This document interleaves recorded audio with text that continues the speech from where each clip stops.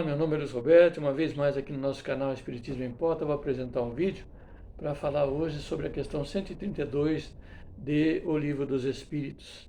Qual o objetivo da encarnação dos espíritos? Foi o que Kardec perguntou à espiritualidade, e eles então lembraram que é da vontade de Deus que assim o seja, pois Deus criou a todos simples e ignorantes e destinou todos a alcançarem a perfeição, porque Deus é justo e, desejando que as suas criaturas, pelos méritos próprios, fossem adiante, se utilizou do instrumento material, que é o corpo físico, que é a encarnação, para que todos, então, pelos seus próprios méritos, alcançassem a perfeição.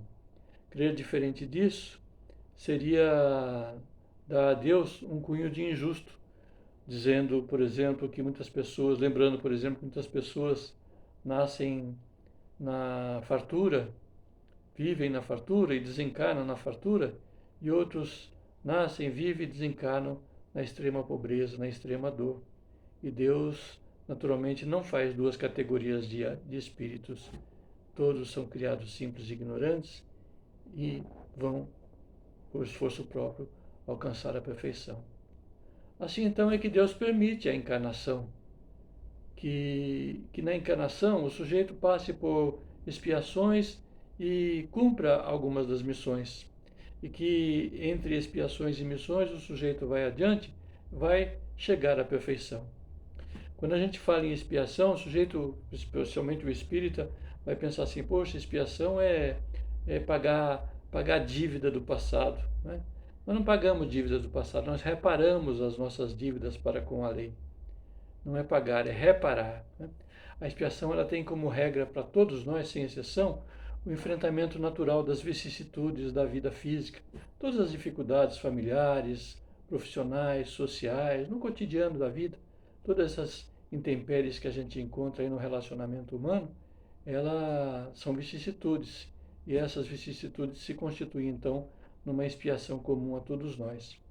Mas expia também aquele de nós que infringe as leis de Deus. Primeiro pelo arrependimento. Puxa, se eu não tivesse dito, se eu não tivesse feito, se eu não tivesse falado isso ou aquilo, enfim. Se eu pudesse voltar atrás, eu voltaria atrás, mas não pode, né?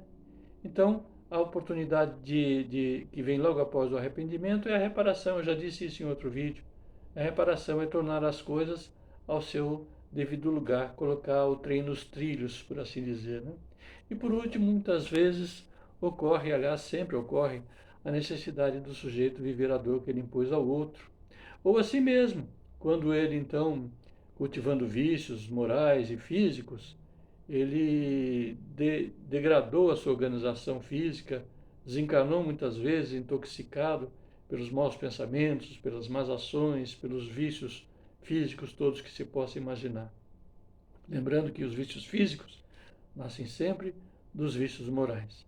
E esse sujeito, então, vai reparar a sua própria constituição espiritual e psíquica, física, enfim. Portanto, as vicissitudes enfrentadas, elas constituem o caminho mais curto para a nossa perfeição espiritual. E, por outro lado, naturalmente, os vícios nos trazem dor e nos distanciam da perfeição a ser alcançada. Quanto à missão propriamente dito, todos nós temos, e a principal delas é chegar à perfeição, obedecendo assim os desígnios do Criador. Esta missão, então, é comum a todas as criaturas, repito.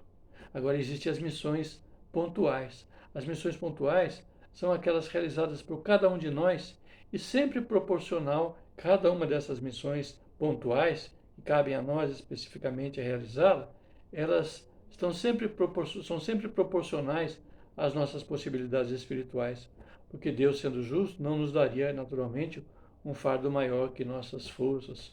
O próprio juiz, o próprio Jesus, que é o nosso modelo e guia, ele nos ensinou isso, né? Que nós o seguíssemos, porque o seu fardo era leve e o seu jugo suave. Por isso, o nosso modelo e guia. Se a gente quiser observar a proporcionalidade das nossas missões pontuais, é só lembrar o próprio Jesus, né? Nós precisamos ser um Jesus, ou mais que um Jesus, para suportar e dar cabo das missões que ele vem dando cabo ao longo de milhões e milhões de anos. A Irmã Dulce, a Madre Teresa, 24 horas por dia, por exemplo, dedicaram-se aos necessitados de toda sorte. Elas tinham e têm esse cacife espiritual, essa conquista espiritual para realizar. Se a gente lembrar do Chico e do Divaldo, dois médiuns dedicadíssimos à literatura espírita, a divulgar o cristianismo à luz da doutrina espírita e também realizando seus trabalhos beneméritos junto ao seu próximo na assistência, na filantropia e assim por diante. Mas existem outros tantos anônimos entre nós. Os pais, os governantes, os empresários, por exemplo, são pessoas que levam a sério a missão de bem educar, de bem governar, de bem empreender. Então nós temos todos também as nossas missões pontuais. E é dessa maneira então que, entre expiações e missões, que o Criador foge então às suas criaturas, a fim de que elas, nós, né, adquiramos condições de suportar aquilo que nos cabe na obra da criação, desenvolvendo então as nossas capacidades co-criativas com o próprio Deus. Mas vale lembrar também que, que a figura humana, homem e mulher, isso é importante da gente dizer, né? O sujeito não nasce onde quer, a hora que quer, no mundo que ele quer, não é bem assim não, né? Vale lembrar então que a figura humana é composta pelo espírito, perispírito e corpo físico.